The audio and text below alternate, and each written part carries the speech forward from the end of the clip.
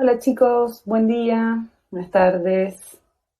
Estamos por comenzar la práctica del el repaso de la guía uno del TP1, ¿sí? Entonces, la idea es que vayamos haciendo preguntas y a las 15:30 comienza Fabiana con la introducción del teórico del TP2, ¿sí? ¿Estuvieron viendo la guía? ¿Estuvieron resolviendo las preguntas? ¿Podemos manejarnos por el chat o pueden activar el micrófono para ir haciendo las consultas, como ustedes prefieran? Mi nombre es Claudia, estaba a cargo de este TP, van a estar los otros chicos también ayudándome, así que escucho o leo en el chat las consultas.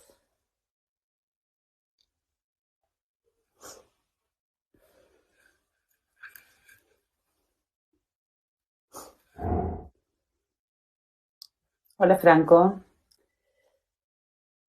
buenas tardes.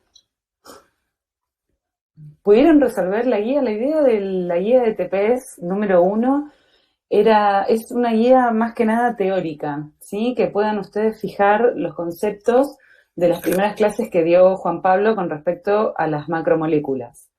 ¿Estamos? Entonces, la idea era que ustedes repasaran un poco sobre los nucleótidos, se subió una pequeña teórica para ayudarlos a resolver la guía. Así que, nada, la guía consta de 21 preguntas. ¿Escuchó?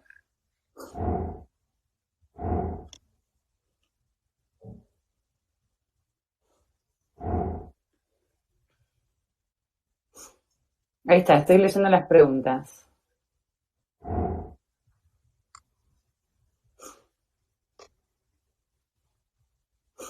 Ahí está Fabi, que va a entrar 15:30 a darles la explicación.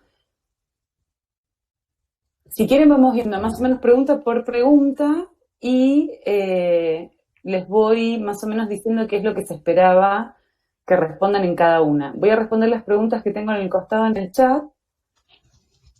Escucho a alguien con el micrófono. ¿Sos vos, Fabi?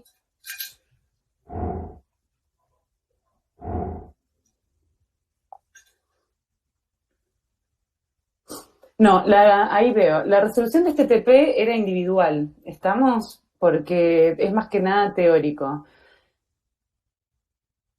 Voy a ir contestando. Primero, la pregunta de Paz Corradi, que dice, ¿todo el TP deberíamos hacer con las teorías o sea, o videos o con información extra? Bueno, este TP, ¿sí?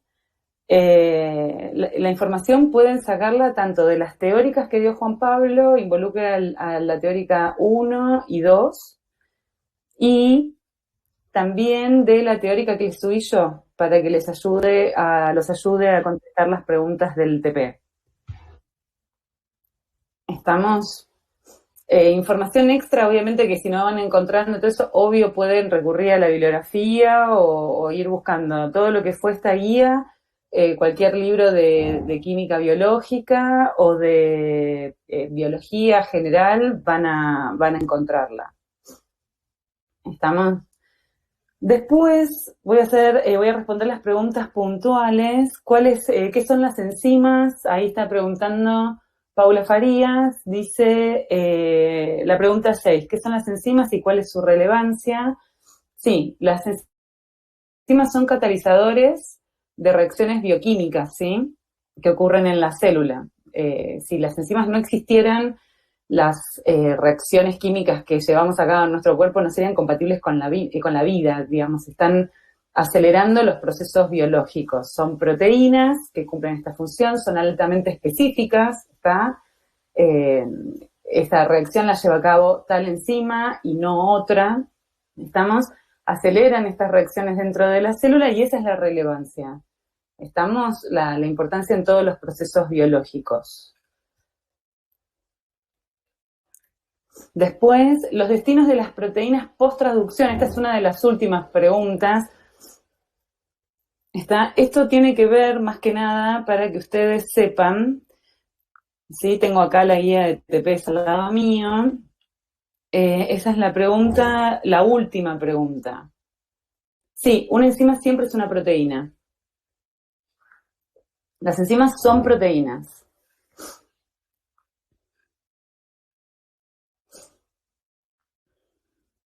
¿Está? Vamos a hacer una cosa porque voy viendo ahí las preguntas a medida que voy contestando. Yo les voy a decir más o menos por cada pregunta qué es lo que se pretendía que respondieran. El ejercicio 18 pudieron hacerlo, lo de poner la cadena complementaria, el ARN mensajero, el ARN de transferencia, el número de aminoácidos, etcétera. Perfecto. El problema número 18, yo tengo una diapositiva de PowerPoint que les puedo... no, exacto, no encontré AUG, esa era una de las trampas. No estaba el AUG en este ADN. La idea es, obviamente, que cuando encuentren el AUG, a partir de ahí, ustedes empiecen a contar. En este caso era como algo general, ¿está? Pero de todas maneras está bien... si ustedes llegan a poner que no tiene el stop, el codón de inicio, etcétera, bueno, de todas maneras la idea igual era que ejercitaran con esa secuencia cortita, que era lo que pasara. Pero un ejercicio un poco más complejo, la idea es buscar, obviamente, siempre primero el AUG y empezar a contar ahí hasta que haya un codón stop. Exacto. Bueno, la primera pregunta tiene que ver con la palabra monómero y polímero. Estamos entender el concepto de lo que es un monómero y un polímero, ¿sí? Explicar y dar algún tipo de ejemplos. Un ejemplo de monómero sería un aminoácido y el ejemplo de polímero sería la proteína, el polipéptido, ¿sí? Un ejemplo de monómero es un nucleótido y el ejemplo de polímero es una cadena de ADN o la cadena de ARN. ¿Estamos? ¿Qué es una proteína y qué es un enlace peptídico? Eso, digamos, lo pueden llegar a contestar a partir de la teoría. Una proteína es un polipéptido formado por... ¿cómo que alguien puede grabar la clase? Yo no sé cómo graban la clase o si alguien... A ver, start recording.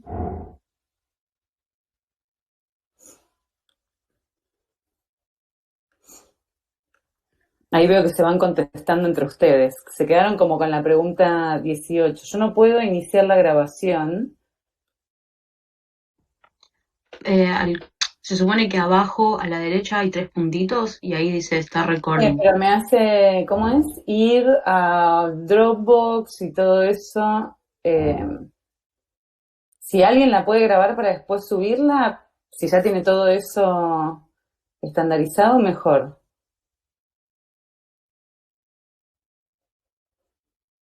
A ver, start recording. Y me dice que todos los grabadores están ocupados.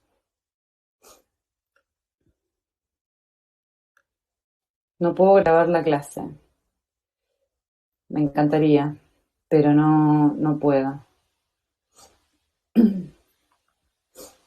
Eso pueden hacer, habilitar el micrófono a mí no me molesta. Si quieren hacer una pregunta a medida que yo voy hablando, porque ver el chat y a la vez contestarles y ver la guía de preguntas me está... Por eso, Clau, ¿querés que yo te lea las preguntas a medida que vienen? Como vos quieras. Como quieran, yo tengo acá la guía. ¿Está? Porque se están contestando entre ustedes. Sí, si no, a ver, por ahí conviene que agarremos pregunta por pregunta y preguntemos sobre eso, si hay dudas. Exacto. Para ordenar un poco. Tal cual. Tengan la guía y vamos viendo que tienen consultas y después llegamos al problema 18 y yo les tengo la resolución. Con todos los comentarios que hicieron del tema del AUG, el codón stop, etcétera. ¿Estamos? Este TP no es necesario que lo entreguen, es más teórico, es para ayudar y apoyar a la teórica, ¿estamos? Pero la idea es que lo tengan resuelto completo, recuerden, para parcial y puntos de evaluaciones. ¿Estamos? Voy a decir pregunta por pregunta si puedo ir viendo el chat o si alguien habilita el micrófono, a ver si tienen alguna consulta. ¿Estamos? Primero era lo de la diferencia entre el monómero y polímero, que ahí se los expliqué. ¿Qué es una proteína y qué es un enlace peptídico? Con ese calculo que tampoco tuvieron problema. Voy viendo el chat a ver si alguien tiene consultas con respecto a estas preguntas. Diferenciar, esto es como que todo gira alrededor de lo mismo, diferenciar aminoácido de proteína, incluyendo el concepto de monómero y de polímero. Ahora vamos con lo del ARN de transferencia. ¿Estamos? La 4 clasifica las proteínas en base a su nivel de organización estructural. Ustedes ahí tenían que hablar desde la estructura primaria de una proteína hasta la estructura cuaternaria. Estamos como una proteína a partir de su síntesis se va plegando y va formando las distintas estructuras.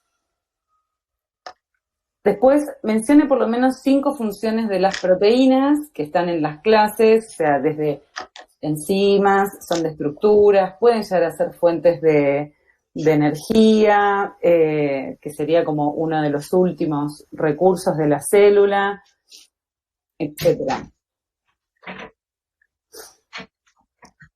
¿Qué son las enzimas y cuál es su relevancia? Esa la vimos hace un ratito.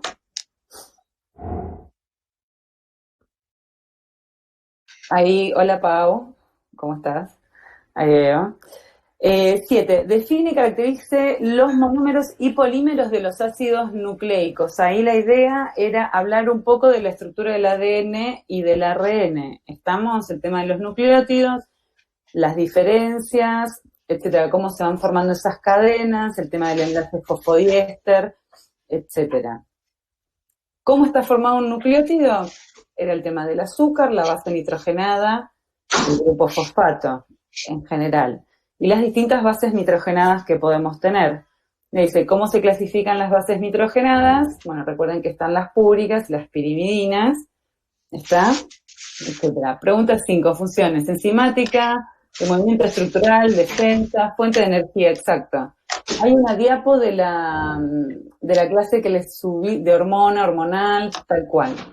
Principalmente son de estructura, de transporte, enzimáticas, esas son las principales funciones de las proteínas. Hola, Vale. Ahí voy viendo. Somos muchos, qué bueno. Después, ¿a qué se llama apareamiento de bases? ¿Cómo se da el tema de los puentes de hidrógeno? Alguien que dice las 7, no entendió las 7. Caracterice los monómeros y polímeros de los ácidos nucleicos. Exacto, sí, hay preguntas que se van pareciendo entre sí, la idea es que vayan fijando conceptos. Estamos, el monómero en este caso es el nucleótido, el polímero va a ser la cadena de ARN o la cadena de ADN. ¿Estamos? ¿A qué se llama apareamiento de bases? Recuerden que se van apareando por puentes de hidrógeno en la cadena, doble cadena de...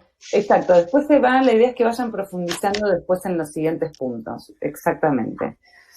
¿Sí? El tema de los puentes de hidrógeno y que esquematicen, ¿sí? Vieron que las bases nitrogenadas quedan como para adentro, se arman los puentes de hidrógeno, el tema de la citosina con la guanina y eso, dibujarlo.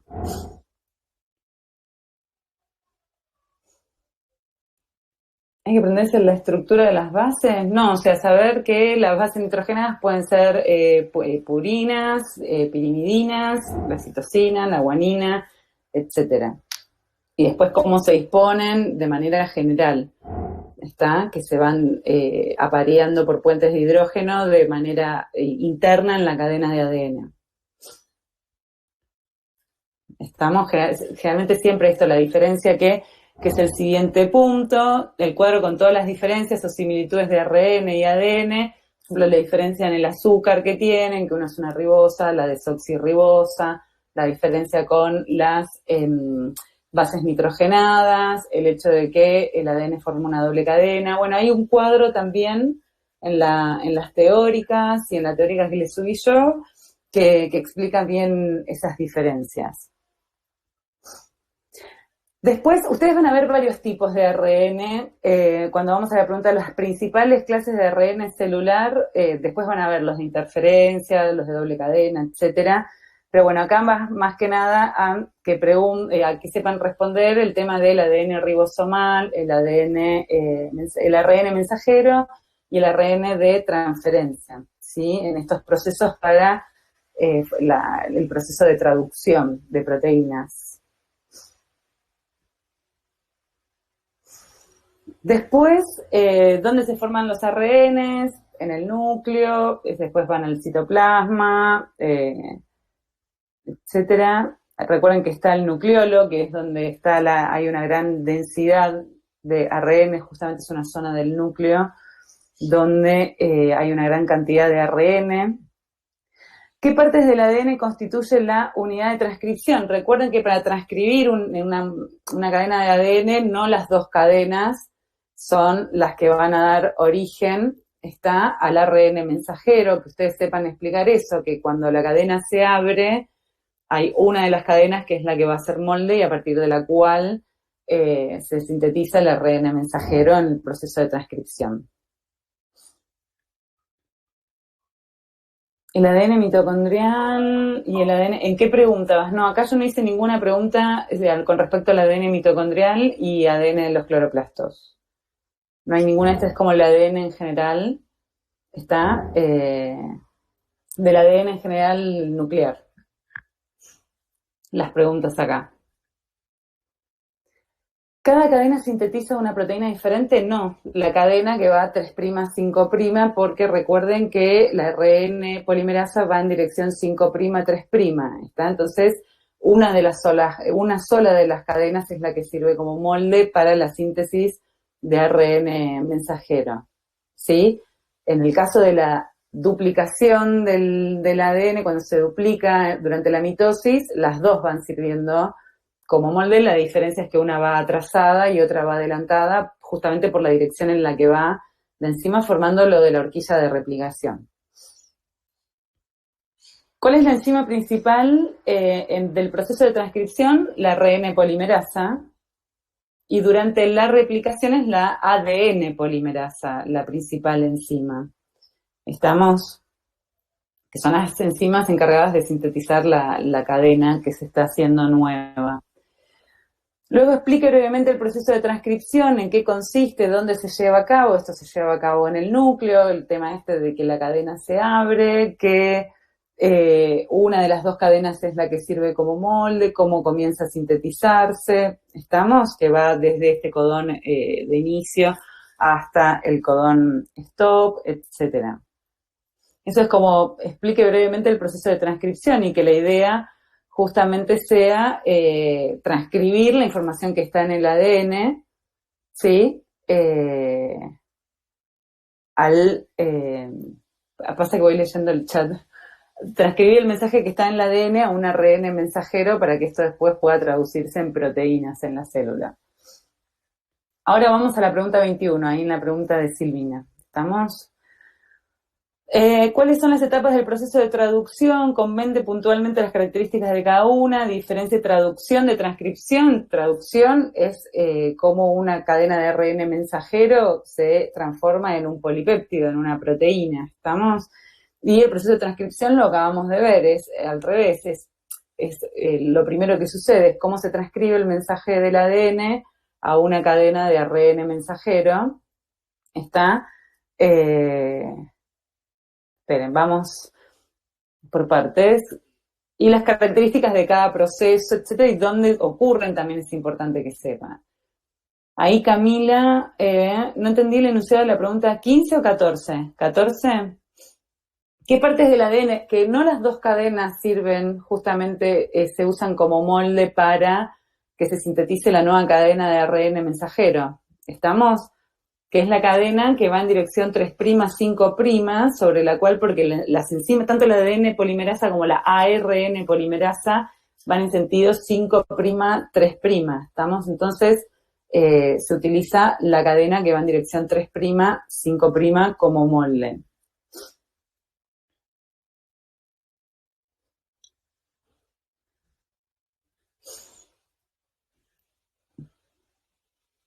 No es que no serviría porque sería la trazada en el proceso de transcripción. No la necesitas porque la enzima está sintetizando 5', 3', y le es suficiente esa sola hebra de ARN mensajero para traducirla después a una proteína. ¿Estamos? El ADN es doble cadena, eso le da alta estabilidad, etcétera, y bueno, y la manera en la cual se mantiene es con esta doble cadena complementaria que se aparea antisentido, ¿sí? Una va 5' 3', otra 3' 5', etcétera. La función justamente es que si bien la síntesis del ARN mensajero se hace sobre una, obviamente cuando se duplique ese ADN es ir manteniendo esa información a lo largo de todas las mitosis y las divisiones celulares.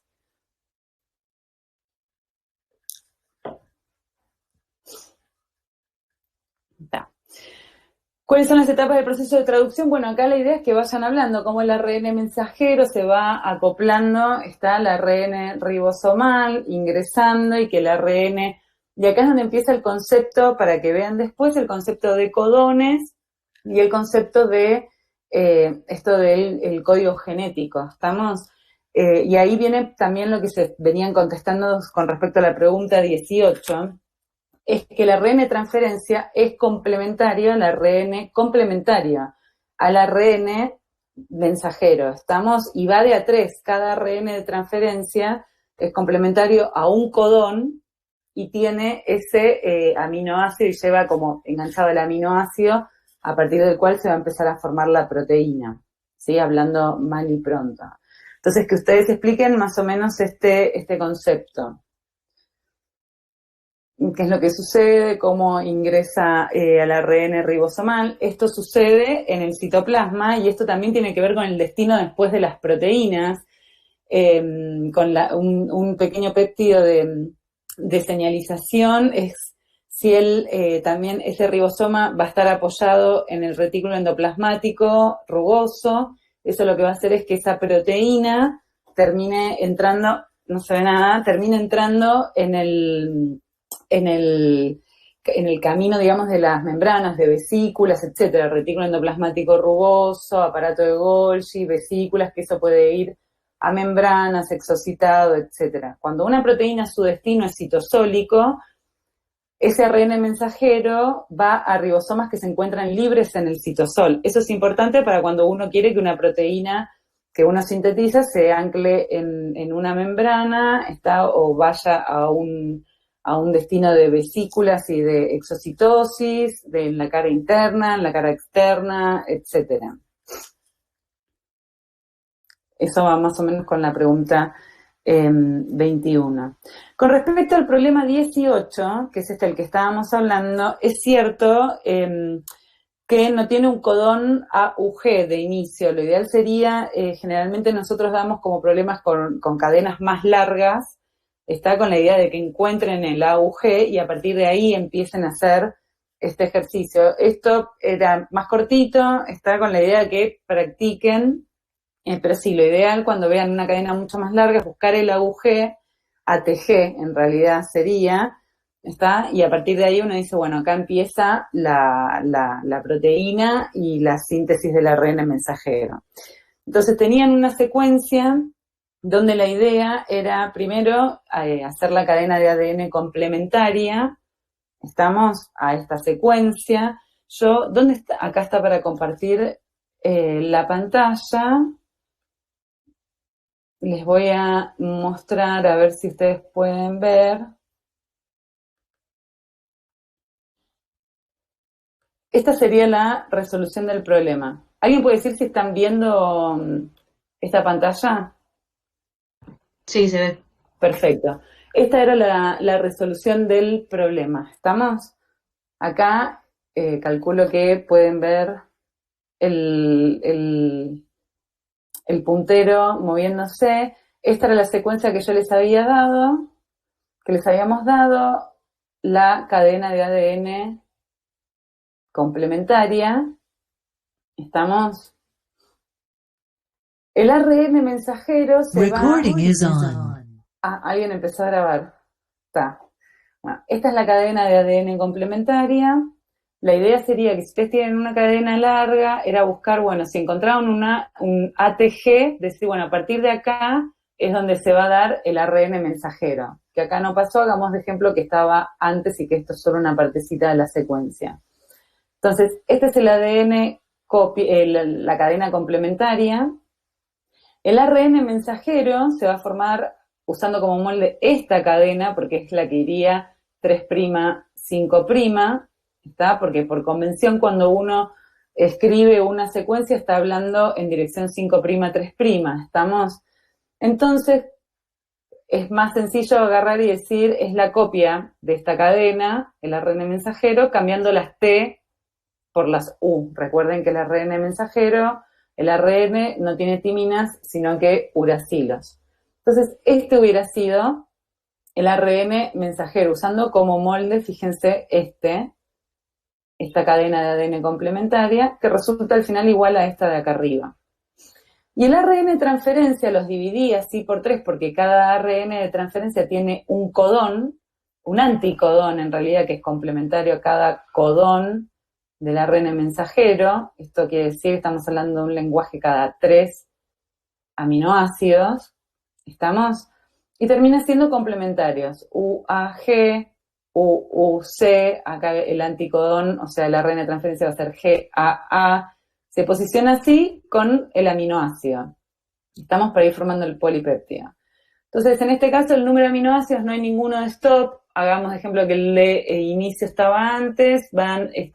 Este polipéptido va a tener 6 aminoácidos y estaba formado por 6 codones. Y usando la tabla del código genético, que está basada en cuanto a la secuencia del ARN mensajero, ustedes podían deducir cómo también estaba formada esa proteína, cuáles eran los aminoácidos que formaban parte de esta proteína, ¿sí? Por ejemplo, si agarran esa tabla, AUC, este codón, cuando lo buscan, ahí encuentran que AUC va a dar, es el que traduce a una isoleucina, y así sucesivamente. El anticodón va a ser este va a ser el de transferencia. Esta es la resolución. Profe, pregunta, cuando tenemos la secuencia de ARN de transferencia, la que pusiste ahí, ¿en qué sentido estaría? ¿De 5', 3'? Se posiciona tal cual, no, se posiciona como, es como que no tiene una dirección, es complementario a ese ARN, a ese codón del ARN, ¿está? Por eso lo puse tal cual, tal cual al ARN de mensajero, ¿se entiende? Sí, sí. ¿Sí? ¿Seguro? Está. A ver, acá. Está, se ve. ¿Se entendió ese problema? De todas maneras, yo les puedo subir esta diapositiva, es una diapo, se las puedo subir al Más Campus, para que lo tengan como resolución. De todas maneras, hay alguien que está grabando la clase, yo no lo puedo hacer, pero les puedo subir esa diapo para que la tengan. Fabi.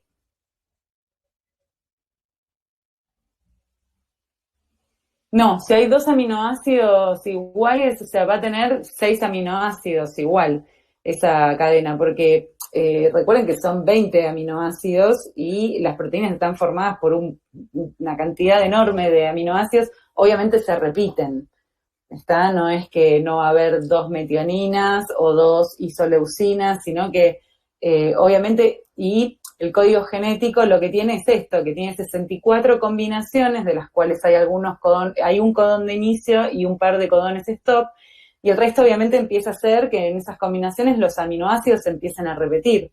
Está que varios codones den un aminoácido. Está, pero un codón da únicamente un aminoácido, no otro. Eso es lo que habla el código genético, es universal y está establecido de esa manera.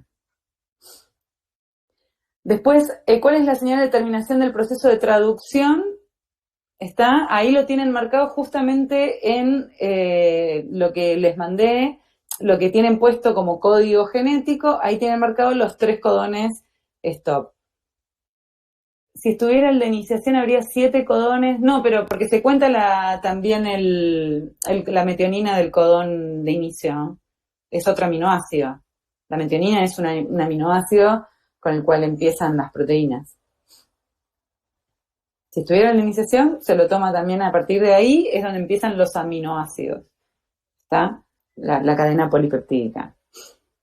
Bueno, ¿cuál es la señal de terminación? Ahí ustedes tienen, lógicamente no es la idea que se aprendan las 64 combinaciones del código genético. En caso de que haya problemas de este estilo, ustedes van a contar con esta información. ¿Está? Codones stop, hay 3. De esa manera uno finaliza el proceso de traducción. ¿Estamos? Estoy hablando de la pregunta 19. ¿Y qué significa código universal? Todo lo que veníamos hablando de esto, de estas 64 combinaciones, de los codones, etcétera. ¿Hay alguna señal de inicio? Sí, el AUG, que justamente lo estaban hablando todos, que es lo que uno tiene que buscar al comienzo, está para saber dónde empieza la traducción, la formación de una proteína. El codón stop, ahí Fabi, ¿qué querés? Podés agregar lo que quieras, habilitate el micrófono.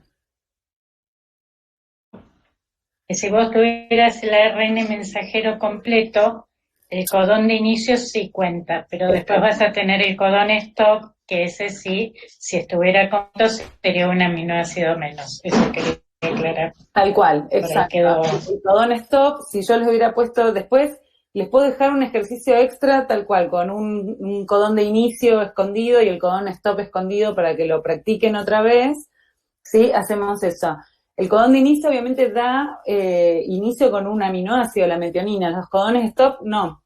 Entonces ahí uno tendría tantos codones, pero no un aminoácido. Esa proteína no tiene esa misma cantidad de aminoácidos que de codones. Por eso no cuenta, exacto. No codifica para aminoácidos, exactamente. Exactamente, Paula, sí. Tal cual. Tal cual. Recording has stopped. Ahí corta. Me sale que se paró la grabación. ¿En qué consiste y dónde se realiza la post-traducción de la cadena proteica? ¿Esto sucede en el citosol o a nivel, o sea, o al comienzo de su formación en el codón GAA no da para... Sí, me pude haber equivocado. A ver, esperen. ¿Dónde está? GAA. No está ningún GAA. Es a partir del ARN mensajero. Esos son los ADN de transferencia. ¿Sí? El código universal es a partir de los codones del ARN mensajero. El ARN de transferencia es complementario al ARN mensajero justamente para saber qué llevar. Sí, una proteína obviamente también puede tener metionina en el medio. El tema es que el codón de inicio es AUG. ¿Está? Si ustedes ven acá, una metionina, o sea, a partir del primer AUG hasta donde haya un codón stop, si hay una metionina en el medio, otra metionina, va a aparecer un AUG, digamos. ¿Estamos? Es el único codón que codifica para... Exacto, sí, puede haber otro AUG, puede haber otra metionina. Siempre y cuando esté antes del codón stop y no sea el inicio de otro péptido, ¿no?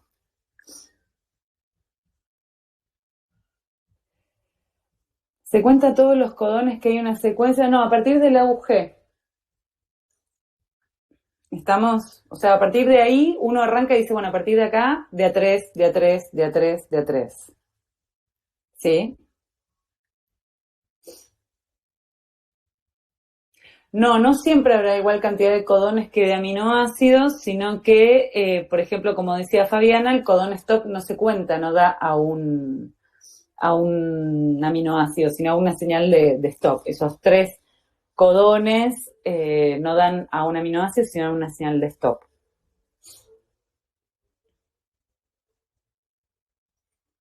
Clau, Sí. Clau, por ahí hay una confusión con lo que es el ARN mensajero total y con la parte codificante, me parece. Por ahí Claro. convendría aclarar eso. No sé, por ahí es. Acláralo, métete, sí, no hay drama. No, bueno, que el ARN total mensajero es más largo porque tiene muchas regulaciones, además de como aclaró ahí Luciano, las señales para inicio de la traducción.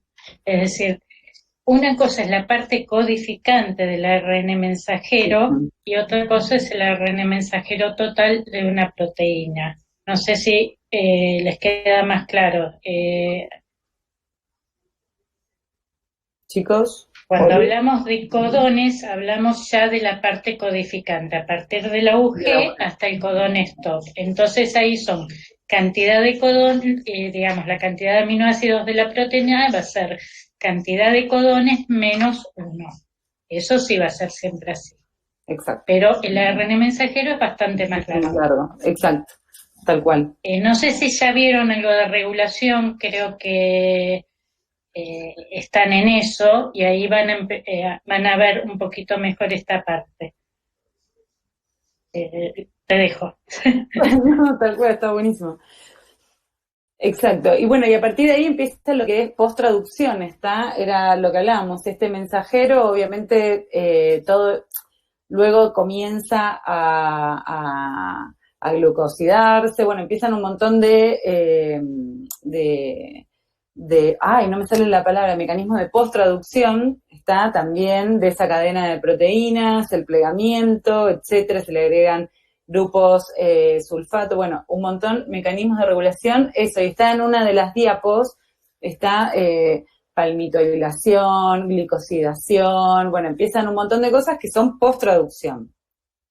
¿Estamos? Mecanismos de regulación de... Ahí no. Sí, perdón, hay mecanismos de regulación a distinto nivel. Uno son las regulaciones de la transcripción, tienen mucho que ver con esto de la secuencia, ¿no? de ADN, después de la formación de proteínas, de la producción, y después están las modificaciones, que ahí generalmente hablamos de modificaciones post-traduccionales de las proteínas. Digamos, hay distintos mecanismos regulatorios a distintos niveles. Uh-huh. Sí, acá estamos hablando ya post-traducción, tal cual. Tal cual.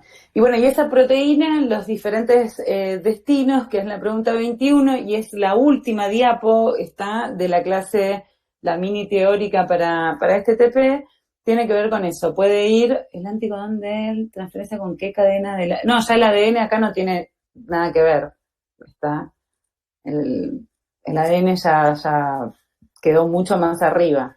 O sea, recuerden, el ADN, o sea, pasa el proceso de transcripción, ahí ese ARN mensajero que se sintetiza, es el que por poro nuclear sale al citoplasma y se encuentra con los ribosomas y comienza el proceso de traducción, totalmente independiente justamente del ADN.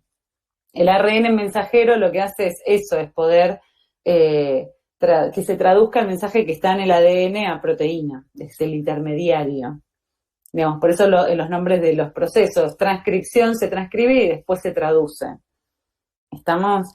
Y estas proteínas, luego de sintetizarse, era lo que yo les comentaba, tienen una pequeña señalización que van a ribosomas que están adheridos al retículo endoplasmático rugoso, ¿sí?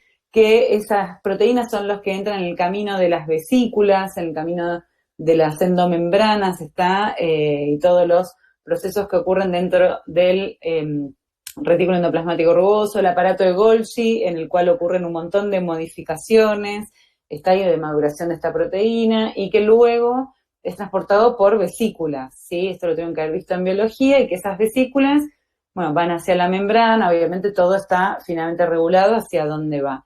Y si la proteína es citosólica o de mitocondrias, etcétera, se va a sintetizar en ribosomas que se encuentren en el citoplasma. Está ese ARN mensajero va hacia los ribosomas que están en el citoplasma. ¿Sí? Y eso es, ¿cuál es la diferencia entre aquellas proteínas que van en el exterior o a la membrana plasmática? Son aquellas que se sintetizan en los ribosomas adosados en el retículo endoplasmático rugoso. Esto se da a partir de una pequeña secuencia de SRP que los dirige justamente a esos ribosomas, ¿está? Y las otras al citoplasma, en ribosomas que están en el citoplasma. ¿Estamos? ¿Alguna otra consulta? Los escucho. Fabi, Luciano, ¿quieren agregar algo?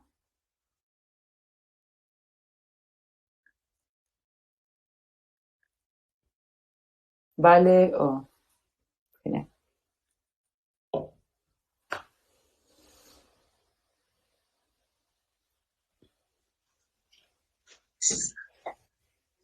No, a diferencia de estructuras no, sino justamente cómo estos ARN mensajeros dan lugar a una proteína que va a la membrana, no en cuanto a estructura y todo eso, ¿sí? No estructurales, está porque son diferentes las proteínas, etcétera. Pero bueno, si va a estar dentro de una vesícula, si está o sea, va a llevar el camino, si su destino es la membrana plasmática, vesicular, etcétera, eso va al camino va a los ribosomas que están adosados al retículo endoplasmático rugoso. Están las proteínas que vayan a ser citosólicas, que queden en el citosol o que vayan a mitocondrias, etcétera, se sintetizan en ribosomas que se encuentran libres en el citosol, ¿sí? La entrega del TP, o sea, es altamente recomendable que el TP lo tengan todo resuelto, por eso estamos haciendo esto. Este TP es más teórico, que, digamos, tienen todo el material para responder las preguntas en las teóricas, de las preguntas del TP, la teórica del TP, como en las teóricas de Juan, las primeras dos corresponden a este TP, ¿sí? Todas las consultas, etcétera, por esta clase, con la idea de que lo tuvieran resuelto a todas las preguntas y no tengan problemas. Es bastante teórica porque la idea es que hay conceptos que tienen que tener sí o sí para todo lo que viene y muchas veces no los tienen y después les cuesta o vuelven al final a estos conceptos iniciales. Entonces dijimos, bueno, hagamos un TP con conceptos de las primeras clases, más básicos para poder avanzar en todo lo que viene. ¿Estamos? Que ustedes recuerden dónde está el codón de inicio, el tema de los codones, cómo se da el proceso de transcripción, el proceso de traducción, dónde, etcétera, porque eso después es lo que un biotecnólogo maneja, intenta manejar a nivel de la biología celular. ¿Está? Es todo lo que uno tiene que tener en cuenta a la hora de sintetizar una proteína in vitro, etcétera.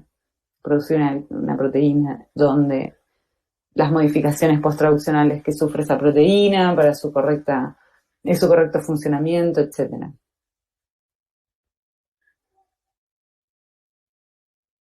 ¿Alguna pregunta más? Bueno, Sí.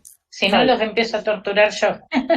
Dale, todo cierro acá. Había Cualquier otra consulta, chicos, igual vamos a ir todos los martes, ¿no? La idea es, nosotros les vamos a ir avisando, si les vuelve a surgir alguna pregunta, etcétera, siempre se puede en algún momento volver a consultar. ¿Estamos? Bueno. Saludos. Chicos, hasta luego. No sé si vas a poder cerrar o vas a tener que esperar que termine, lo único. No, yo solo corto la cámara, te escucho, y el micrófono. Ok, listo.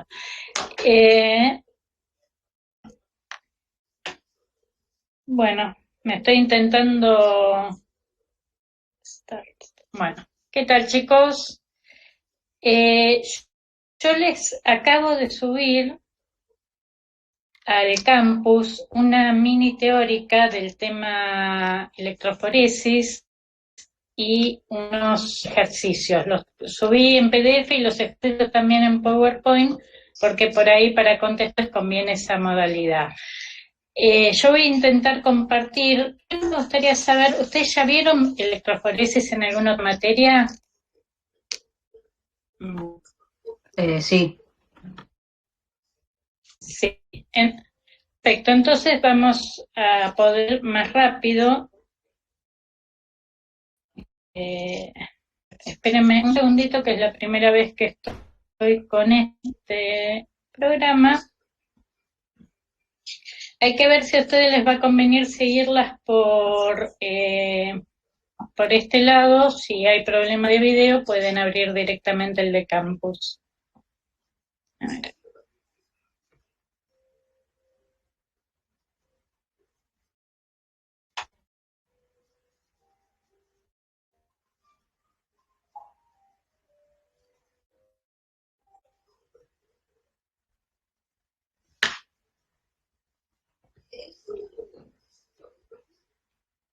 Vamos a ver ahora, sí.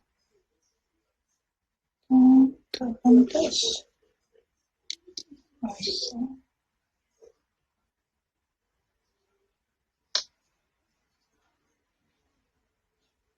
¿Ahí lo ven?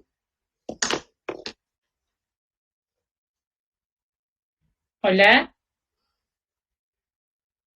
Hola, Fabi, no, yo no veo nada.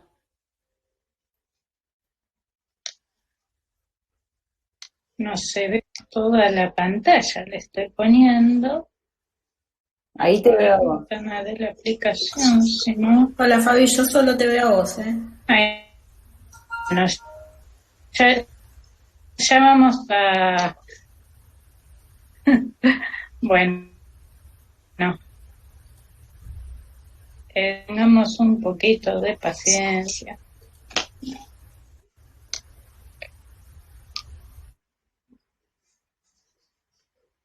No sé si es por la conexión mía, porque le doy, ahí se ve el PDF. No, yo no lo veo.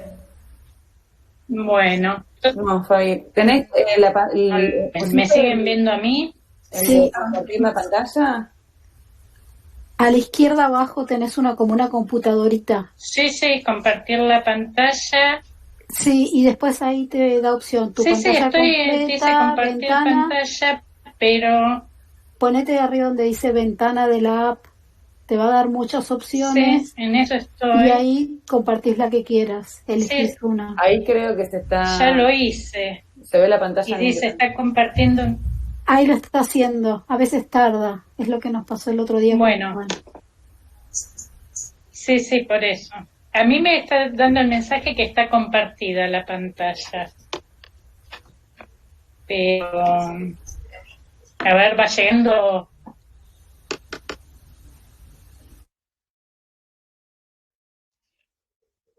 Si no, chicos, lo que pueden hacer es abrir la teórica del campus, del TP2.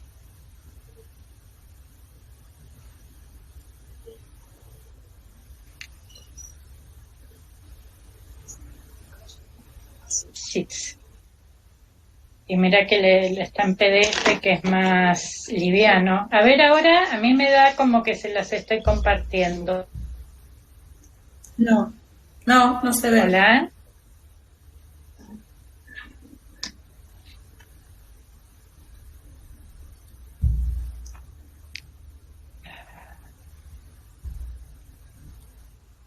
Esto es Bárbara, la única que me lo muestra es a mí. Bueno, a ver si pueden, les doy tiempo para que abran el TP del campus, la parte de práctica.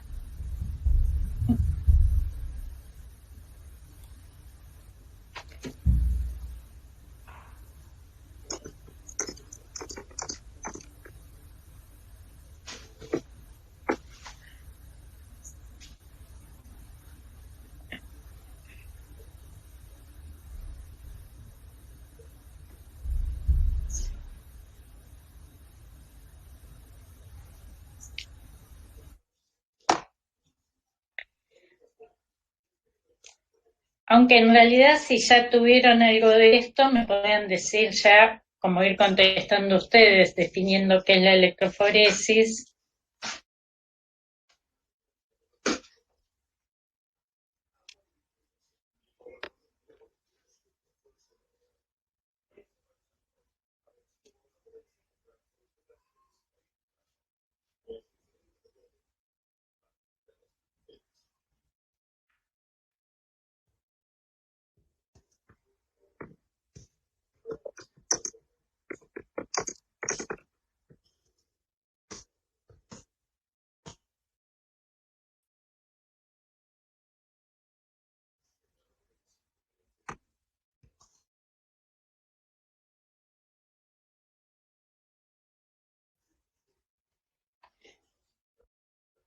Chicos, dejé de compartir porque lo único que hace es enlentecer la comunicación. De hecho, voy...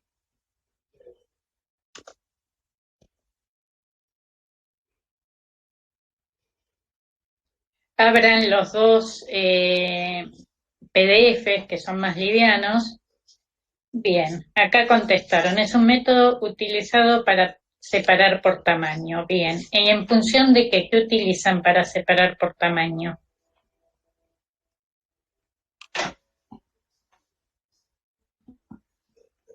Si quiere alguno desmutearse, seguir contestando.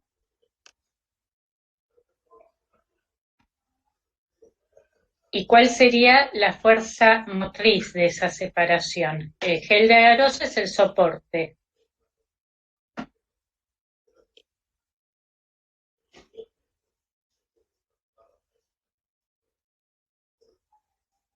Bien, Mariana. Entonces, la fuerza motriz sería la corriente eléctrica.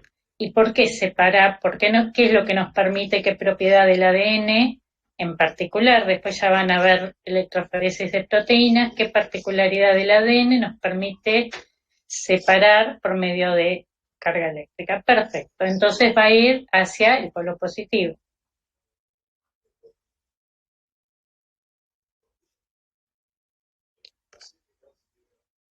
Bueno, ahí se volvió a compartir. Se ve Ahora que sí se ve. está, ahí se ve bien. Perfecto. Ahora Bueno, sí te. entonces, veo que la tienen bastante clara en cuanto al método en sí. Ah, bárbaro, vale, gracias. Se ve que es mi conexión la que no va.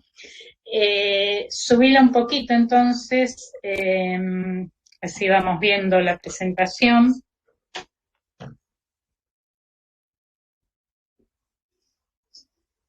Bien, hoy vamos a ver, ahí veo que Victoria puso aminoácidos. En realidad, hoy vamos a ver particularmente la electroforesis de ADN. Entonces, básicamente, como ustedes ya lo han dicho, la propiedad del ADN de cargas permite separar el ADN por tamaños mediante una corriente eléctrica y en un soporte. En particular, hoy vamos a hablar de agarosa, que lo que permite la distinta concentración de agarosa es darle distinto tamaño de poro a ese soporte, entonces genera una resistencia que permite separar el ADN por tamaño. Bien. A ver la siguiente, por favor. Yo en algún lado, bien, fíjense que yo acá les remarqué que la electroforesis en gel separa los fragmentos de ADN lineal por su tamaño. ¿Alguien me puede decir por qué resalté eso de lineal?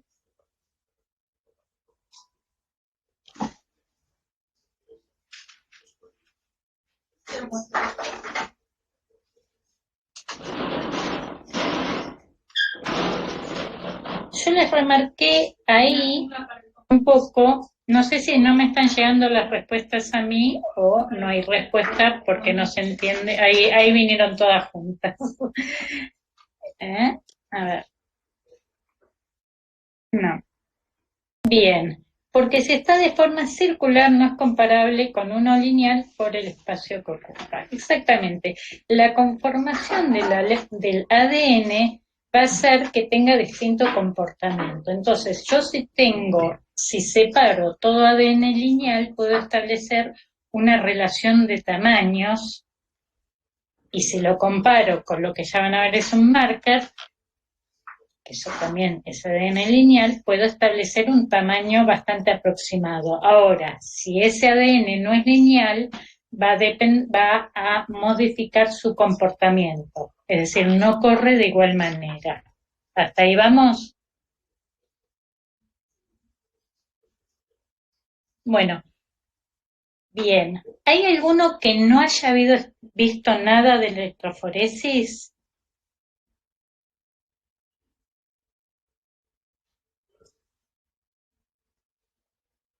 Bien, perfecto. Entonces vamos, hasta ahora se entiende un poquito entonces bajo el ritmo, porque si no iba a ir más rápido, pero hasta ahora, sí, es la introducción al TP2.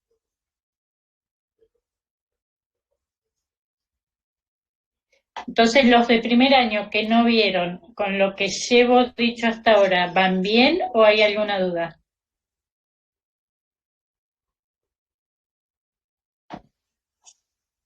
Bárbaro. Entonces, bueno, básicamente esta técnica de separación nos permite ver cuántos fragmentos de ADN tenemos, sabiendo esta salvedad de que si no es todo lineal va a haber un comportamiento diferencial, es decir, puede haber más de una banda correspondiente al mismo ADN, pero dependiendo de la conformación que corre distinto. Inés, lo que no entendiste es esto del comportamiento diferencial de si no es lineal. Bueno, si vos tenés, por ejemplo, ya van a ver el concepto de plásmido, o básicamente si vos tenés un ADN circular de, por un decir, 3.000 pares de bases y un ADN lineal de 3.000 pares de bases, van a correr distinto. Es decir, la posición en la que vos lo veas en el gel va a ser distinta, porque la resistencia de una conformación lineal al pasaje por ese soporte de agarosa es distinta que la resistencia de un ADN circular. Entonces, en función de eso, va a cambiar. ¿Tampoco mejor? Igual más adelante lo vamos a ver bien, sí, claramente. Por ahora quédate con ese concepto de que es distinto de acuerdo a la conformación que tenga. Entonces, nos permite ver, supongamos ahora vamos a centrarnos en que todo el ADN es lineal que vamos a correr en ese soporte. Si aparecen en distintas posiciones después de aplicarle esa corriente eléctrica, vamos a poder saber que hay distintos tamaños de ADN, que hay distintos fragmentos de ADN de distintos tamaños. Los más chicos van a correr más rápido y los más grandes van a correr menos. Y también nos permite determinar el tamaño absoluto si lo comparamos con un patrón. Si yo tengo una muestra de una longitud conocida de ADN lineal y corro eso con la muestra incógnita, puedo saber de qué tamaño aproximado es esa muestra que corro. ¿Se entiende un poco? Finalidad de la técnica, entonces vamos para arriba, ¿vale? Que yo me quedé con que lo hayan visto y después, evidentemente, la finalidad es de la electroforesis como tal, es una técnica que mediante corriente eléctrica permite la inicial, que es donde empezamos, donde está, si no lo tengo yo acá. Básicamente, si nos vamos a lo que es la electroforesis de ADN, lo que permite es separar fragmentos de distinto tamaño. Yo tengo una muestra donde hay fragmentos más grandes y más chicos de ADN lineal, los corro en matriz de agarosa, que es el soporte, y van a migrar a distinta velocidad.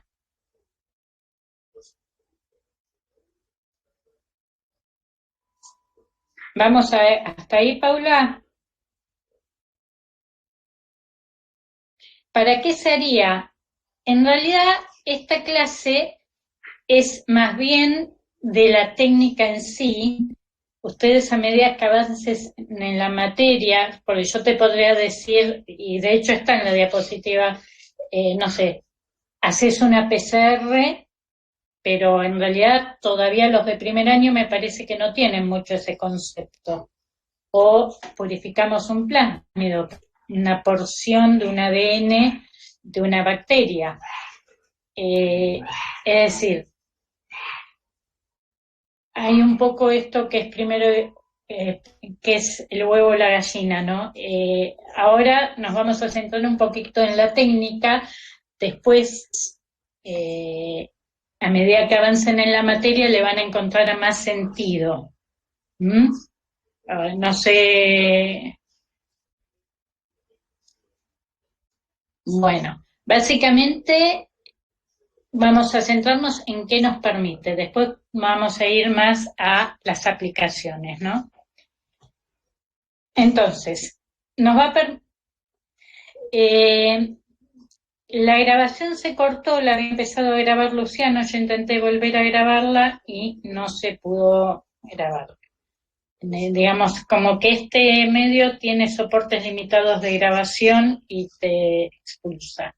Están todos ocupados. ¿Hasta ahí vamos? Igual la clase la tienen, la clase, más allá de que no está con voz, está hecha para, con toda la información resumida. ¿Sí? Bueno. Entonces, yo tengo una muestra X que tienen fragmentos de ADN. Las cortan este soporte de agarosa, que puede ser de una matriz más cerrada o de poros más grandes, le aplico corriente eléctrica, bien, bárbaro, Jonathan, le aplico corriente eléctrica, esos fragmentos de ADN se van a movilizar en función de su tamaño y los más chicos van a correr más rápidos que los más grandes. Perdón. ¿Vamos más o menos hasta ahí?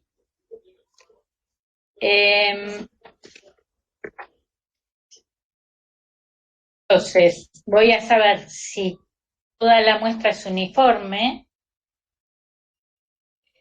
Todavía, Pilar, todavía no. Acá esta técnica lo único que te permite es ver el tamaño del fragmento, ¿sí? Sí, cuando vean mucho más adelante clonación, van a asumir determinados fragmentos que son de un gen o no. Pero eso por ahora lo vamos más adelante. Esta técnica lo único no te permite ver secuencias, sino tamaño de fragmento. ¿Estamos? Bueno, ¿cuántos estoy? Sí, estamos en la misma página. La electroforesis permite ver cuántos fragmentos, entonces, y de distintos tamaños. ¿Cuántos fragmentos? No me refiero a unidades de ADN, sino a tamaños de fragmentos. ¿Para qué sirve? Esto es un poco lo que preguntabas y no voy a entrar mucho en detalle porque lo van a ver más adelante y si no tendrá que explicar toda la biotecnología en un TP.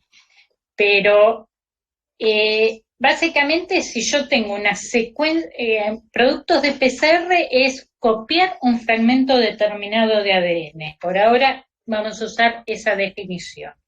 Un ADN plasmídico es un ADN circular que no es el cromosoma y que suelen tener las bacterias.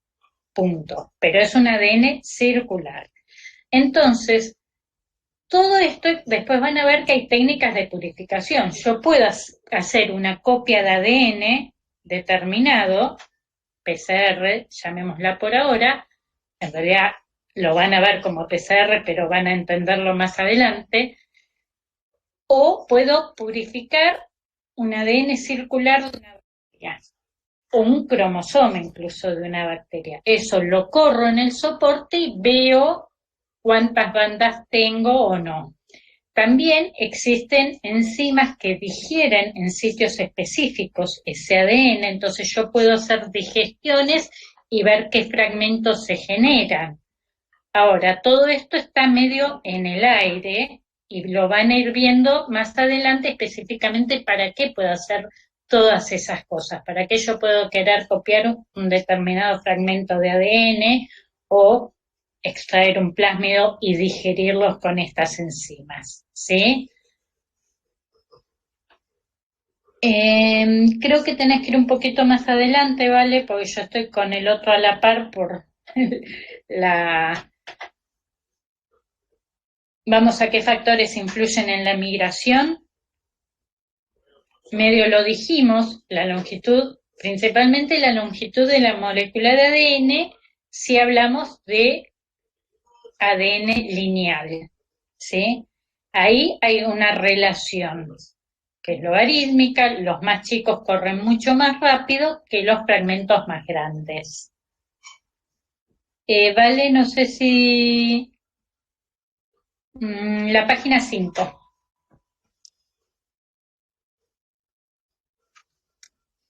Y ya iríamos a las 6 en realidad.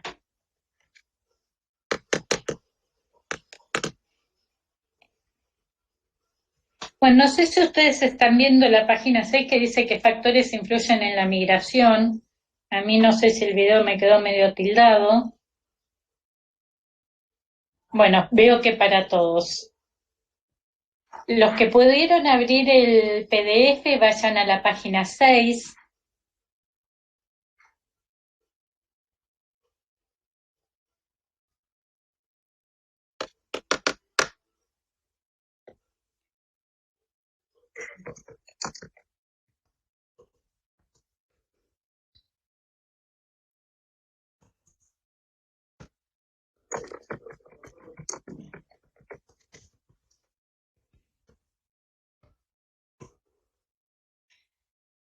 ¿La voz sí me escuchan? Bueno. Se escucha. Vamos a cortar entonces vamos a seguir con las copias locales, por favor. Si van a la página 6 de la teórica del TP.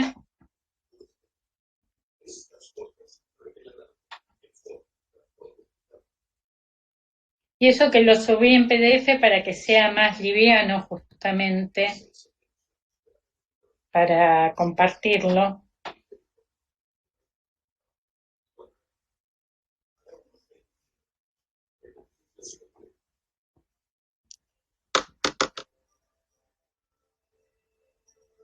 Chicos, las copias locales las pudieron abrir.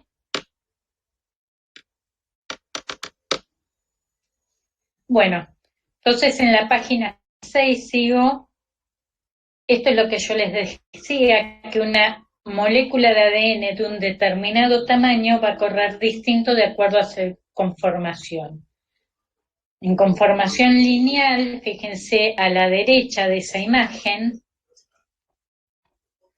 va a correr, si yo tengo algún ADN de conocido, de peso molecular conocido, va a correr de igual forma, y si está circular, va a correr un poquito más demorado, como si tuviera un peso molecular más alto. En cambio, si está lo que se denomina supercoil o superenrollado, que es una conformación del ADN muy apretada, por decirlo de alguna manera, muy comprimida, esa forma molecular va a correr mucho más rápido que la lineal, por más que tenga la misma cantidad de pares de bases. Entonces, por ejemplo, si ustedes purifican de una bacteria un plásmido, esto que decíamos, una secuencia de ADN circular, seguramente, como en el proceso de purificación hay un cierto desenrollamiento de ese ADN, seguramente van a encontrar estas tres formas en la corrida electroforética.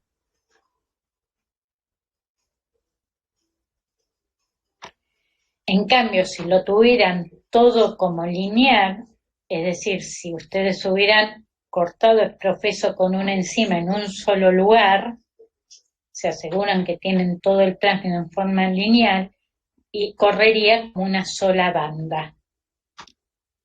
Ahí se entiende más o menos, chicos. Sobre todo me interesa que no se queden atrás los que por ahí no han visto este tema. No es porque no me interesan todos, ¿no? Pero se supone que por ahí algunos ya lo tienen como conocido.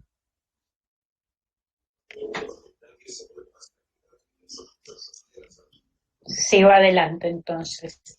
¿Qué factores van a considerar en una corrida electroforética? El voltaje.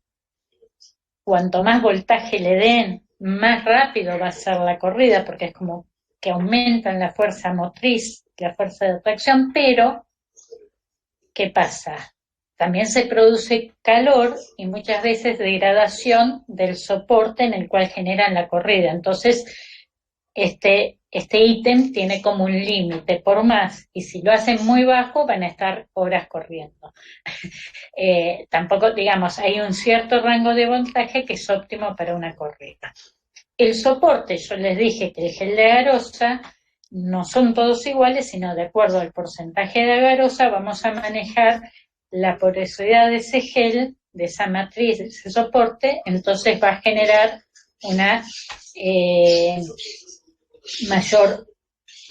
una corrida más o menos rápida.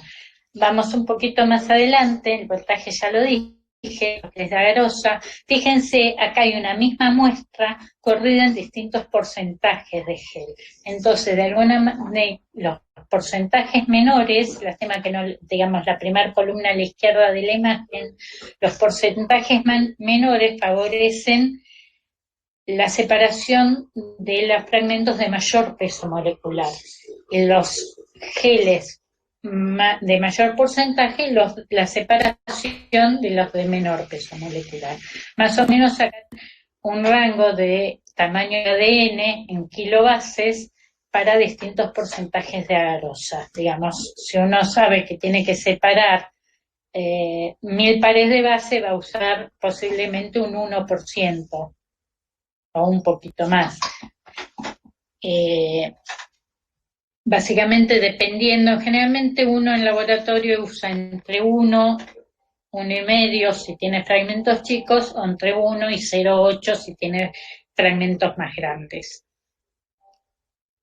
Seguimos más adelante. El buffer de corrida, hay distintos buffers de corrida. La función del buffer de corrida es que la solución, el porcentaje es de peso o volumen. Es peso por volumen de... Uno de estos lo prepara en líquido, se calienta la agarosa, igual más adelante vamos a ver un poquito de la técnica, igual no vemos un laboratorio de prácticos, sino es porcentaje de agarosa cada 100 mililitros de buffer. Se usa para preparar el mismo buffer que de corrida. ¿Sí?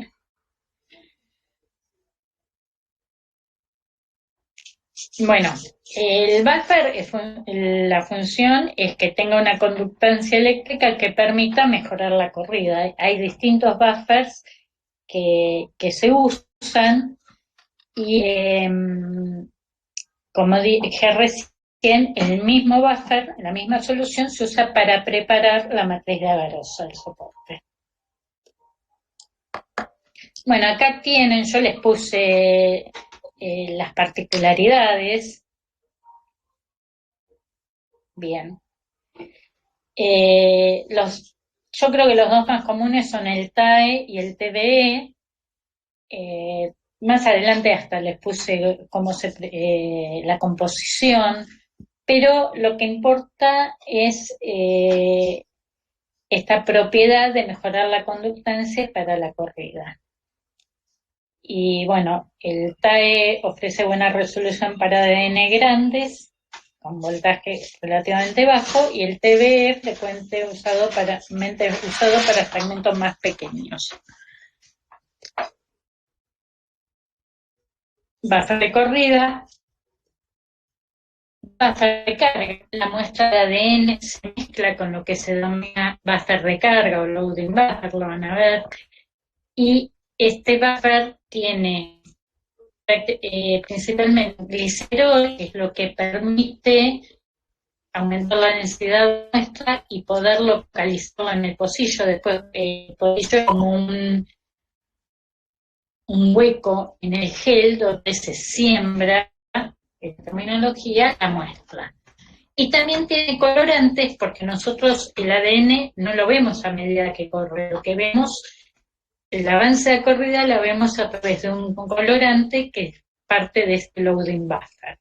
Entonces nos permite saber cuánto corrió la muestra y dónde cortar la corrida electroforética. Vamos a la siguiente. El resultado, como yo dije, el ADN no es que lo van a ver en el gel, sino que se tiene que someter ese gel primero se tiene que teñir, por decirlo de alguna manera, usar un agente intercalante que se usa generalmente o bromuro de tirio o cyber green, hay otro red, no recuerdo el nombre, pero hay otro que es rojo, y estos compuestos después se ven con luz UV. A ver, igual lo que importa de esto es que sepan en menor, bueno, ahí la aclaración de Valeria, sí, Red Safe, ahí me apuntó Paula, es el otro compuesto. Básicamente usamos un agente que se una al ADN en esa matriz y que nos permita por luz UV verlo.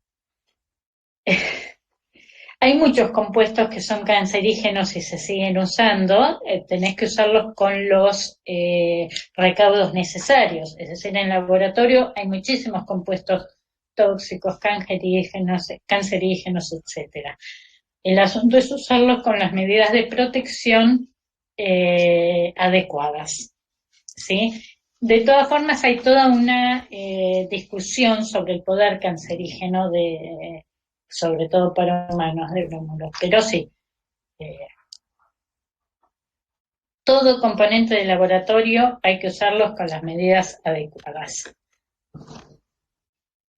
Bien, en la página que les puse ahí Valeria se observan, el de arriba es típico de bromuro de tidio, el de abajo de Cyber Green, se usa un transiluminador, obviamente esta luz UV tampoco es buena para los ojos, se usa con una protección que generalmente ya viene en el transiluminador y además muchas veces una mascarilla. A veces no se usa estos transiluminadores, sino todo un equipo cerrado que fotografía directamente el gel. Son distintas formas. Acá tienen una muestra, fíjense, en el de arriba a la izquierda, en el más violáceo, esto es lo que se usa, un patrón de bandas conocidas como referencia. Seguimos un poquito más adelante, marcador de peso molecular. Básicamente los hay de distintos tipos y la característica que tiene es que sabemos qué bandas nos van a aparecer. Podemos asociar esas bandas a pesos moleculares. Entonces, siempre que hablemos de ADN lineal, el correr este marcador de peso molecular a la par de nuestras muestras nos va a permitir asociar el peso molecular de las bandas que veamos. Hay dos tipos principales de marcadores moleculares para ADN, yo estoy hablando todo para ADN, son uno los generados por digestión de secuencias conocidas, por ejemplo, estos plásmidos que se conocen, uso enzimas de restricción, que es lo que yo le dije, en proteínas que sabemos dónde cortan esos plásmidos, y me van a dar bandas que yo ya las pude determinar. Esto se fue determinando experimentalmente. Y si no, la otra forma de obtener los marcadores de peso molecular más modernos son a través de PCR. Esta técnica que les digo que nos permite copiar fragmentos de ADN determinados. Como técnica en particular la van a ver más adelante. ¿Hasta acá se entiende más o menos?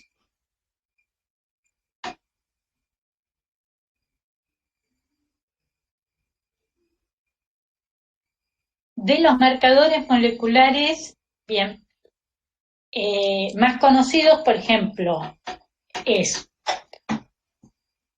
una secuencia conocida, hago lambda, no importa por ahora, no vamos a ahondar en qué es, una secuencia conocida digerida con una enzima que se llama HIN3. Esa enzima corta este fago en varios lados y da bandas que ya se estudió que tienen los pesos moleculares que se muestran acá. Hay ese mismo fago cortado con distintas enzimas da patrones de bandas conocidas y eso uno lo compra comercialmente como lambda-GIN EcoR1, lambda-GIN lambda-GIN o lambda-GIN ECO o lambda EcoR1 y acá están los distintos fragmentos que sabemos que van a dar. La otra forma es obtenerlos por PCR, que en general son marcadores moleculares que guardan cierta proporcionalidad. Por ejemplo, el de... Acá no están los nombres, corté los nombres, pero por ejemplo, El de la derecha es un típico PB1000 que se llama, entonces tiene bandas cada 1000 pares de base, bueno, en algún caso, por ejemplo, de 8000 a 10000, pero tienen más regularidad. Los de 100, 100, 200, 300, generalmente llegan hasta 1000, algunos hasta 3000, pero básicamente cuando uno compra estos markers, viene con el papelito de esta disposición y uno sabe qué es lo que ve en el gel. Incluso, como verán, en algunos casos hay bandas que son más fuertes que otras, como para referirse después las muestras de uno. Esto es un gráfico que más o menos muestra cómo se prepara el gel de agarosa.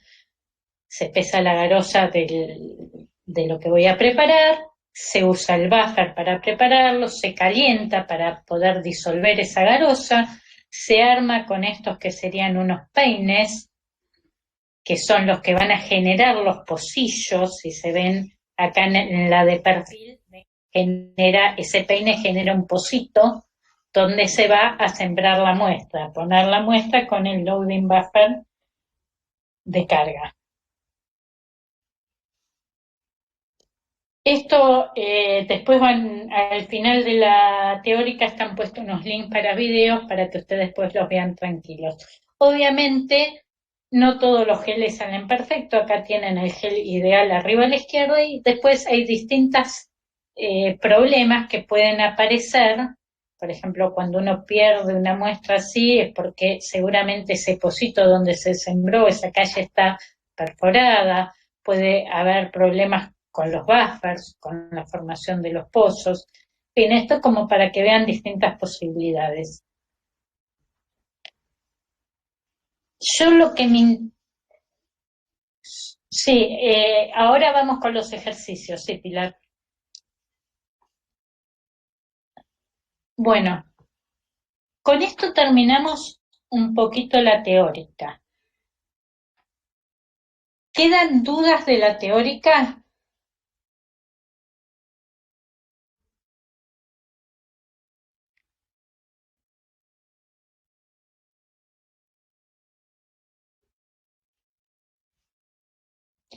En la última página tienen links tanto a bibliografía como a videos, donde, bueno, van a poder ver la parte práctica de preparación, esto que yo les puse un esquema.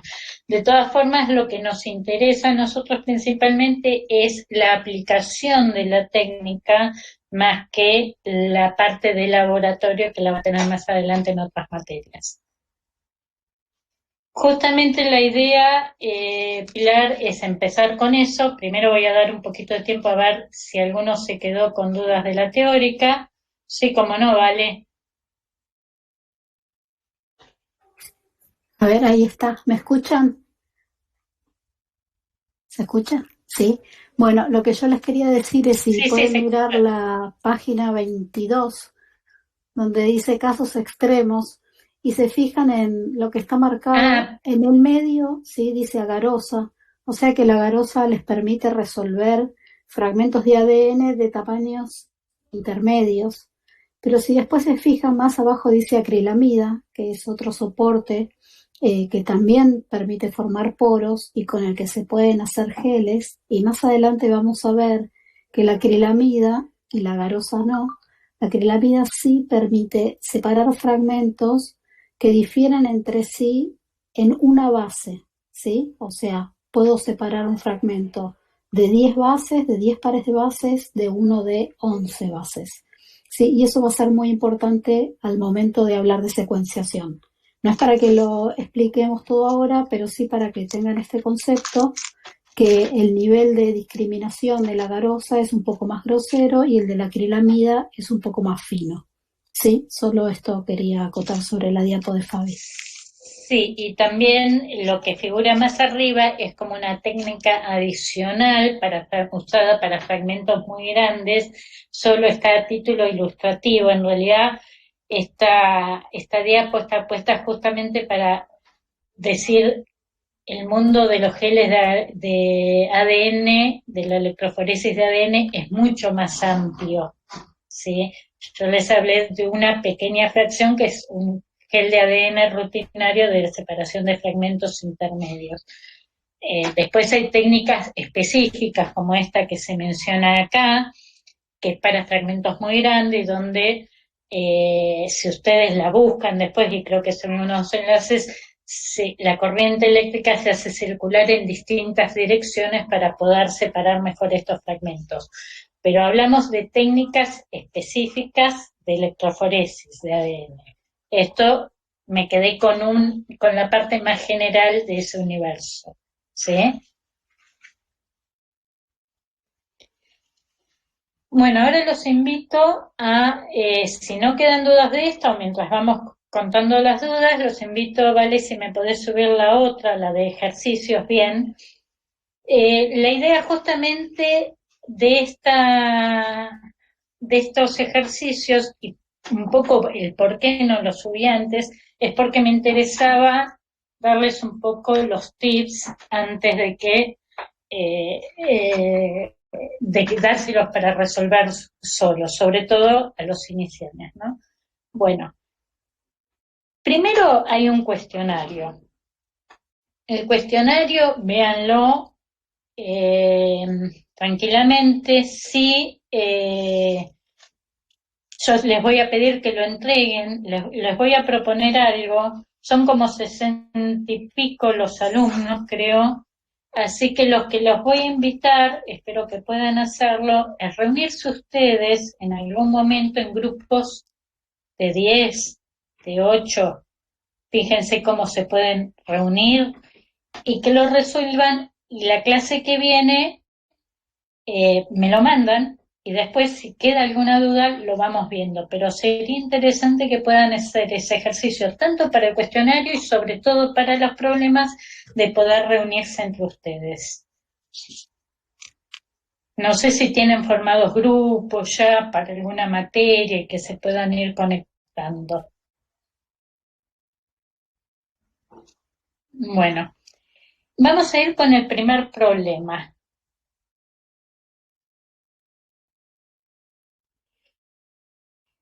Yo acá voy a invitar a 4 valientes para que se desmuteen, lean el problema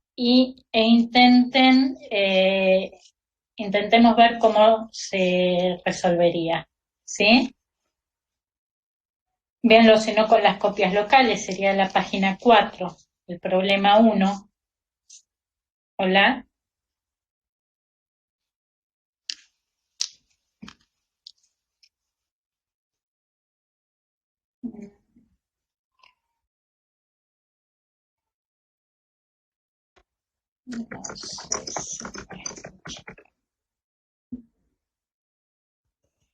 Hola.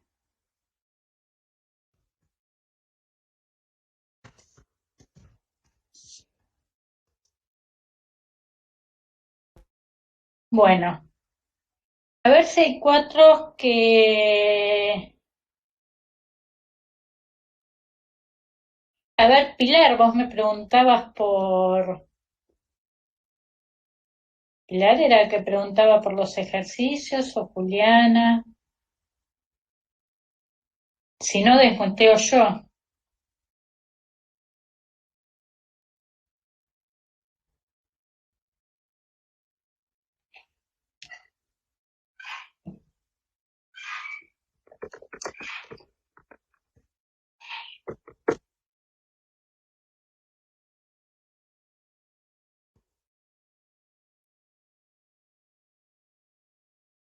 Bueno, voy a empezar a leerlo yo.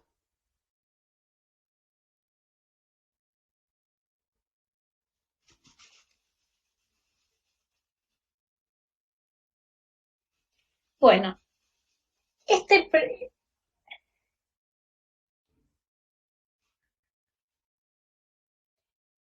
el problema 1 les plantea que tenemos un fragmento de 2000 pares de base lineal, está graficado lineal. Si hablamos de circular, van a ver el dibujo de un círculo. Y esto que dice, se muestra el mapa de restricción del mismo. Esto les está diciendo que hay una enzima ESMA1 que corta a 200 pares de base del inicio y una enzima NCO1 que corta acá, a 3000 pares de bases del final. Si se fijan, acá está puesto esto, va a haber distintas modalidades. Algunos les van a dar el número de posición en que corta y otro, como en este caso, les da la distancia en pares de bases de los fragmentos que quedarían. Es decir, si corta SMAC, libera un fragmento de 200, si corta NCO1, corta acá, corta al 1700 y libera un fragmento de 300, ¿sí? Entonces, la pregunta es, ¿qué esperaría como resultado en un gel de agarosa de las siguientes digestiones? Y después les planteo un escenario B en el cual aparece un sitio de restricción adicional NCO1, perdón, quedó mal acá, en posición 400, es decir, de esta misma enzima que corta más o menos por acá. Yo digo por acá como si me vieran, yo estoy mostrando en la parte local porque no les pude compartir. A ver, Vale, si les podés mostrar, Vale, estás compartiendo vos, ¿no? Sería el NCO1 donde, en la posición 400.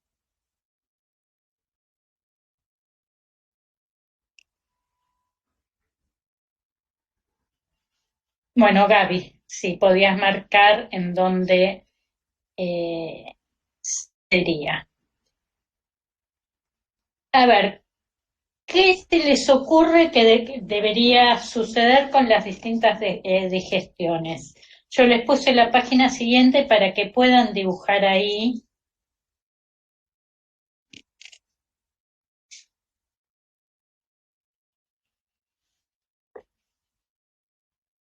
No modificarlo, sino marcar. Ahí sería, acá les están marcando dónde sería el escenario B de dónde estaría cortando en la pregunta B nuevamente en SO1.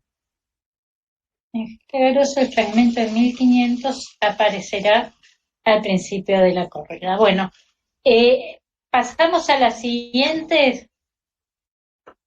Fíjense que yo les puse en la página siguiente de la diapo directamente para que rellenen ahí.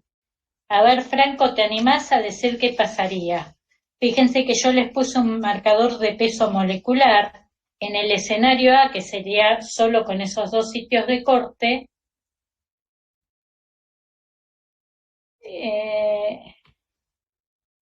Perfecto, entonces Gaby te va a marcar lo que vos estás poniendo ahí.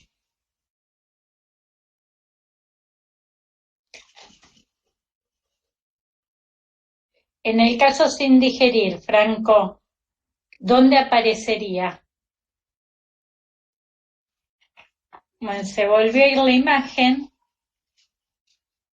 A ver, en el gel de agarosa el fragmento de 1500 aparecería al principio de la corrida. Bien.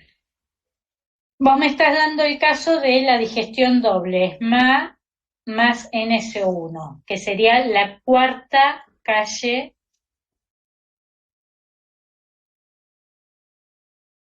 En la cuarta calle tendríamos una banda en 1500, perfecto. Ahí Gaby opera lo que vos decís.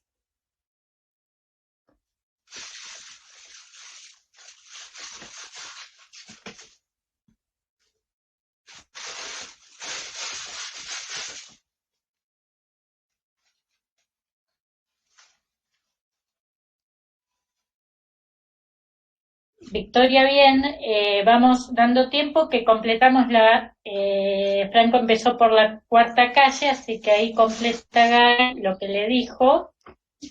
¿Están todos de acuerdo con esa cuarta calle?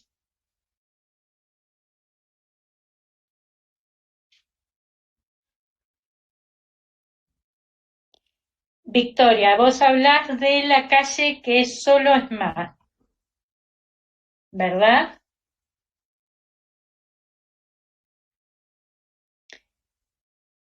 Fíjense que sin saber mucho de esto de enzimas de restricción, que van a aparecer más adelante, vamos a hacer prácticos más específicos, ya están viendo de cómo se armaría, digamos, están teniendo el concepto de que hay una enzima y ya sabemos que corta en sitios específicos que podemos determinar. Son del caso A, fíjense que yo les puse todo el caso A en negro y todo el caso B en verde. Estamos hablando el caso A específicamente, ¿sí? Victoria, con ESMA 1, 1800 y 200, perfecto. ¿Están todos de acuerdo? Y fíjense como que tener el marcador molecular nos sirve para poder establecer, obviamente no vamos a tener siempre el valor exacto, entonces en este caso, perdóname, lo pusiste en NSO1 lo que era de ESMA, Gaby.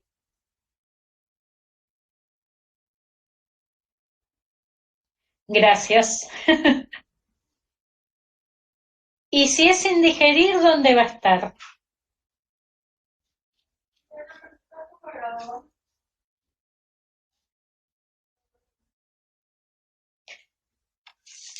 Está bien, no hay problema, Gaby. Te agradezco la operatividad. Igual la idea es,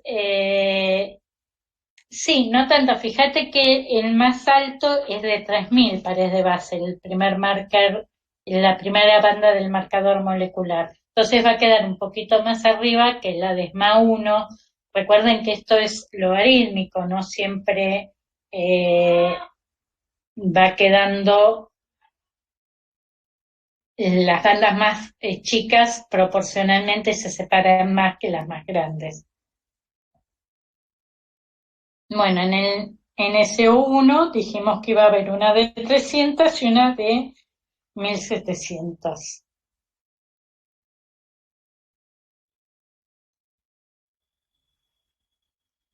Bueno,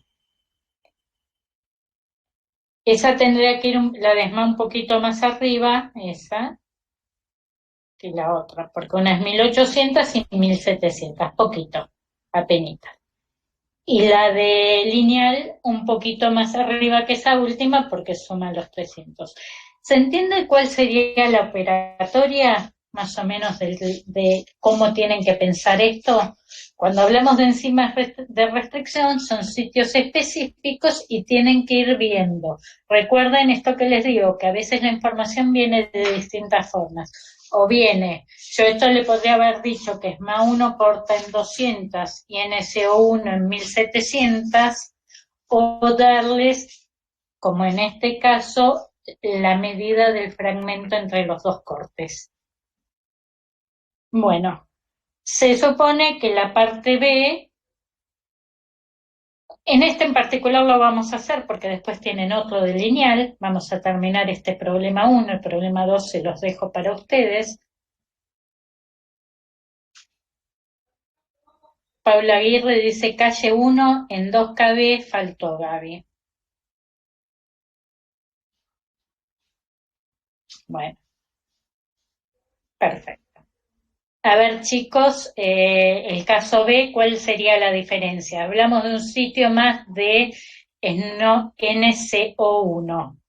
¿La digestión con ESMA 1 variaría?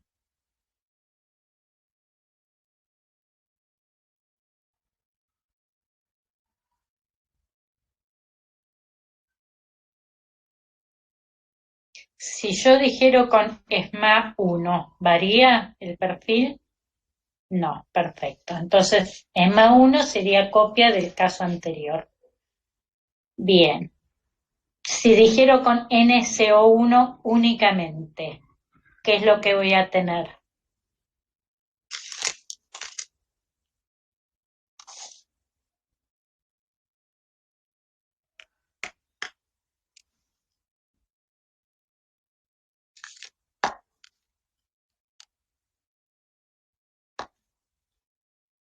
Repito, si en el caso B que se sumó un sitio NSO1, digiero ahora con NSO1 sola, ¿qué voy a obtener? Bien, tengo otro corte. Vas a tener una franja de 400, bien. La franja de 300 se va a modificar.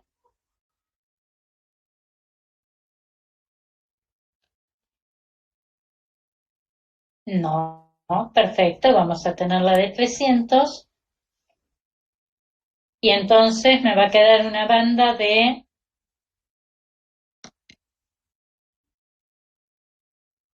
A ver, 1500... de 800. Estamos hablando con NCO1 solo. Va a ser 1500 menos 200.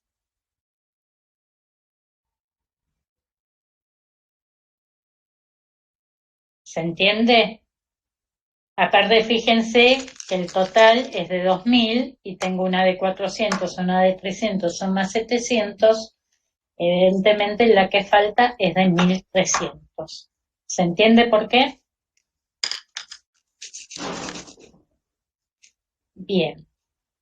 Y en la digestión doble, imagínense que la flechita verde esa está cortando. Ese fragmento de 800 se va a modificar, de 1300, perdón.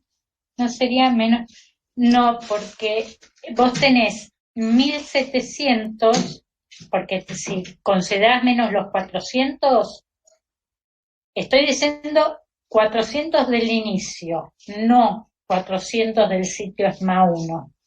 En posición 400.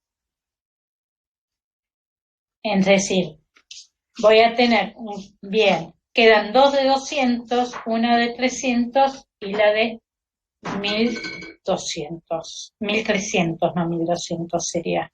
47, 1300. Bien. Ahora bien, nosotros acá no tenemos forma de marcar intensidad más que con el grosor de la franja. Entonces, si yo sé, en este tipo de ejercicios, si yo sé que hay 2 unidades de 200 por cada una, lo que normalmente uno marca es una banda un poquito más gruesa que de la otra manera. Es la forma de indicar que sabemos que van a generarse 2 bandas de 200. Porque la posición en la corrida de gel es la misma. ¿Se entiende? ¿Hay alguno que se haya perdido en la mitad de este ejercicio?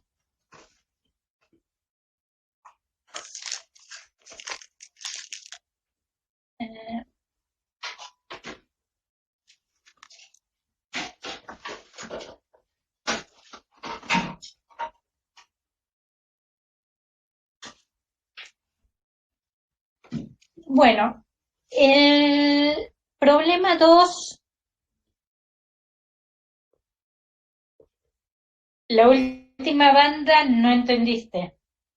Si la de 1300 o la de 200, el grosor de 200, no entendiste.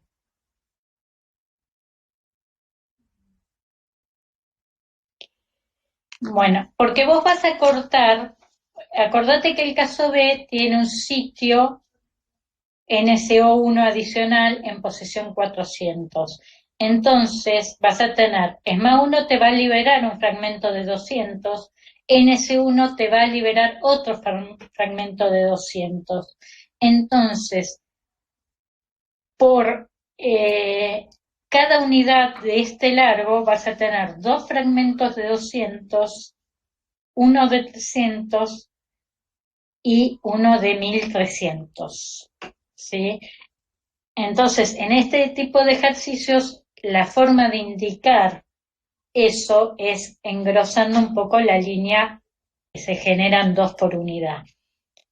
Esto es relativo porque si vos lo ves en gel, en realidad estas bandas más altas, la de 1300, se va a ver posiblemente más fuerte que las de 200.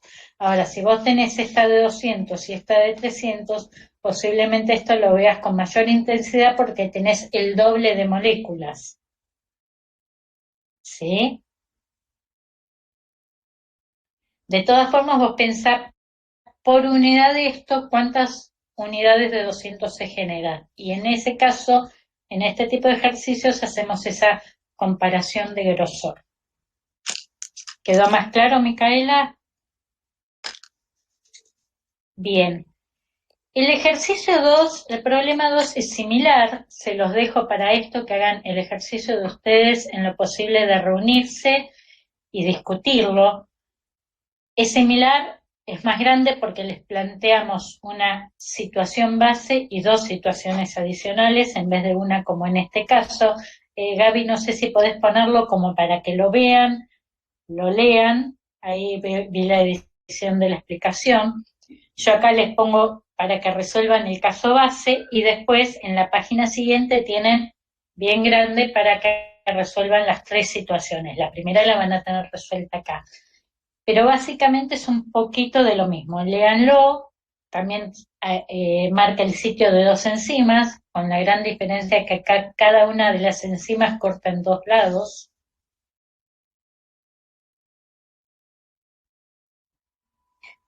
Básicamente es con la misma mecánica poder resolverlo. Por supuesto, si en el medio de esta semana tienen dudas, nos escriben, se las contestamos y llegado el caso, al principio del TP siguiente se discute si sigue habiendo dudas. Bueno, fíjense que de nuevo la indicación de los sitios de corte está dada por la distancia entre cortes. Acá estamos hablando de un fragmento total, a ver si alguien me dice de cuánto, porque creo que no se los puse, para que ustedes lo puedan ver. Digamos, del mismo gráfico le sale el fragmento total. Alguien que me diga cuál es el fragmento total de ese ADN, que obviamente es lineal.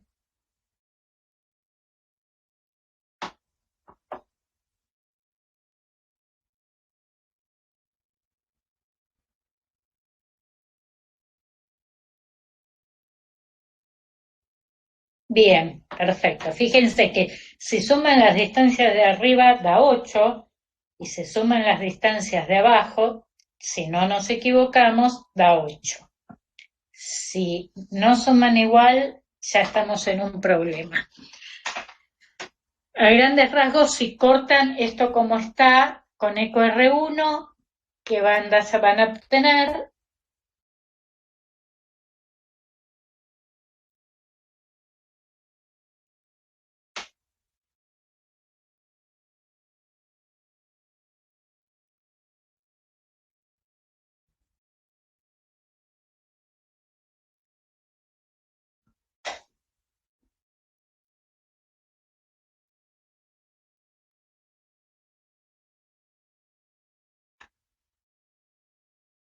Hola.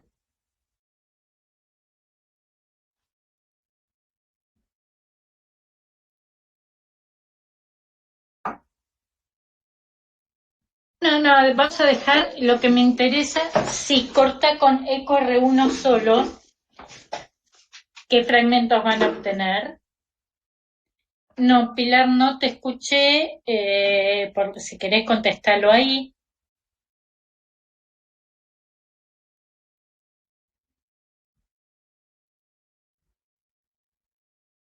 Ahí me refiero en el chat, perdón.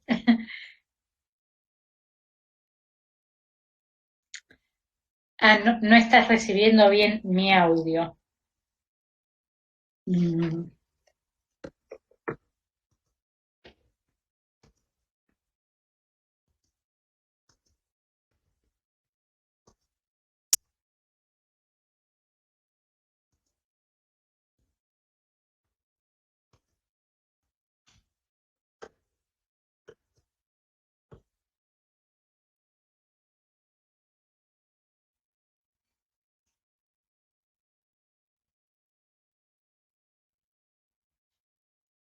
De vuelta, fíjense que para la resolución usé un marcador de peso molecular para que ustedes tengan la referencia.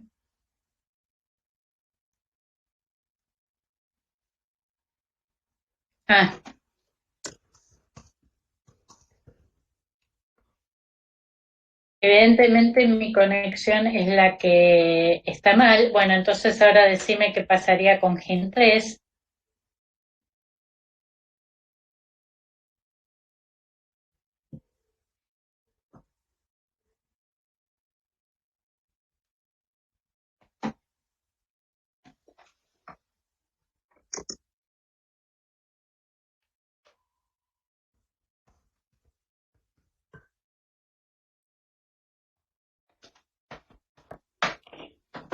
Bien, perfecto.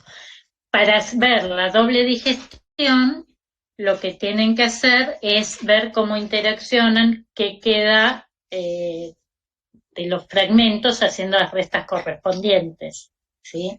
Lo que me interesa es saber que lean el escenario B y el escenario C, a ver si se entiende qué es lo que estamos preguntando. Yo lo puse, fíjense que la indicación de lo que es rojo y lo que es verde.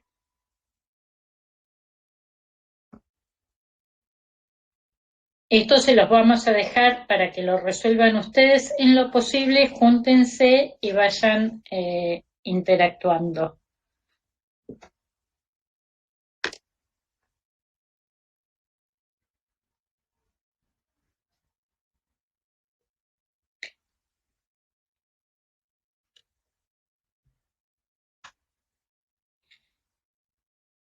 Bueno, mientras nos van contestando, ¿qué tal si vamos al problema 3? Que ese sí me interesa nuevamente.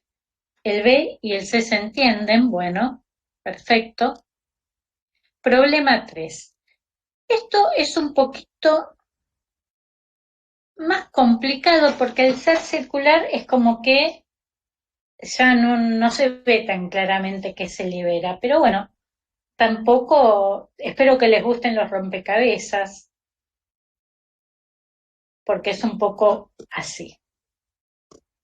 Bueno, tenemos un ADN circular, o DNA circular. Fíjense que ni siquiera les quise poner el término plásmido ahí, pero bueno, básicamente en general hablamos de plásmidos, de 7.000 pares de bases totales. A ver qué tan atentos estuvieron. ¿Cómo correría esto sin enzimas?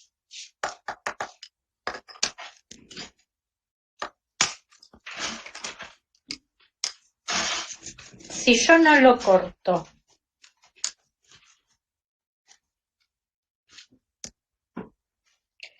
en general, está bien un poco la idea, o no, y si está súper enrollado, generalmente van a encontrar las tres formas, ¿sí?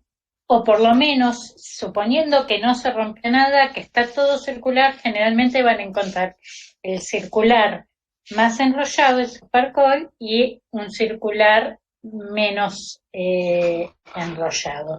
Pero en términos teóricos vamos a asumir a la altura de 200 pares de base. No, a ver, si asumimos que el circular que la secuencia tiene 7.000 pares de bases, si está supercoil, va a correr un poco más rápido, pero no como de 200, va a correr más rápido.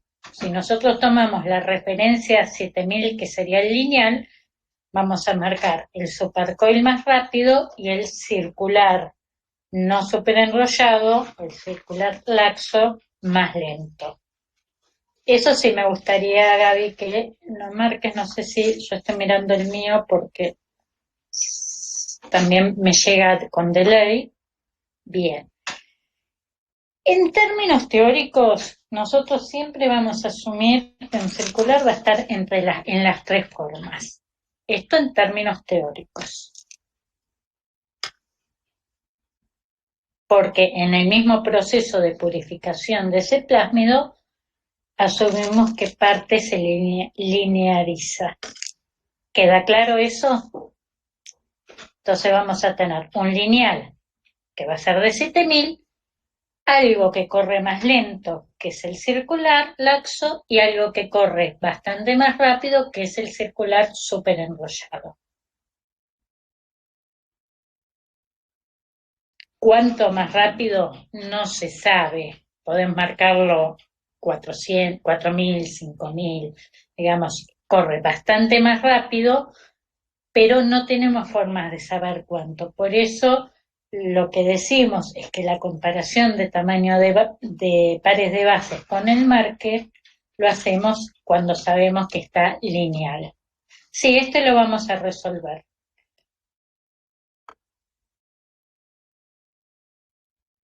¿Queda más o menos claro? Nos perdimos a muchos en el medio.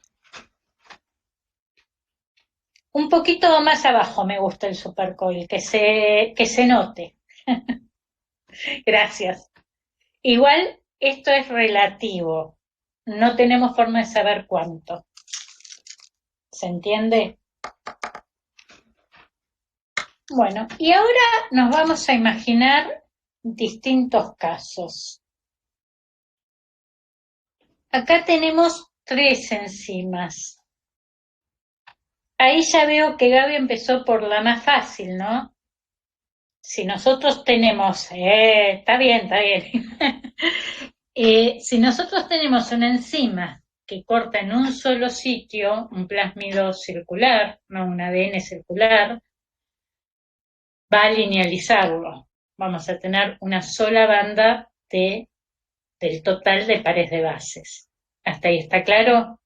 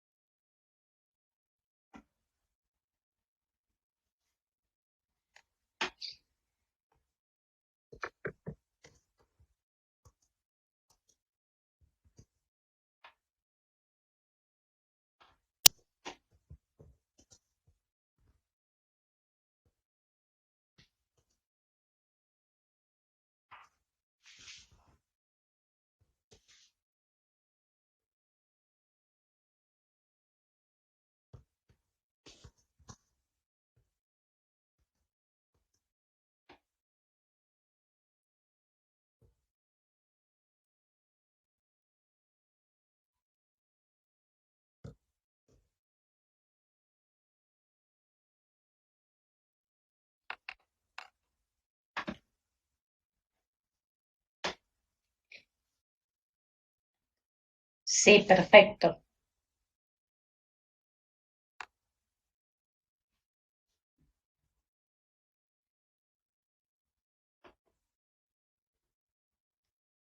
Yo no sé si soy yo que me viene lento y nadie contesta o tengo conectados 43, así que todavía no los he perdido.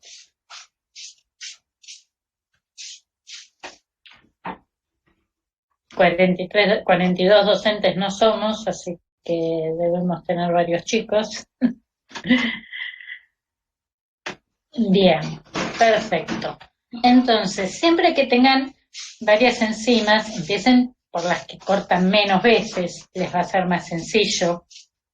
Por ejemplo, el caso de BAM H1, tiene un solo sitio de corte. Fíjense que por más que aparece en el sitio 5000, yo no digo que genere una banda de 5000, porque hablamos de un ADN circular. Con un solo sitio de corte va a aparecer una molécula del total de pares de bases lineal.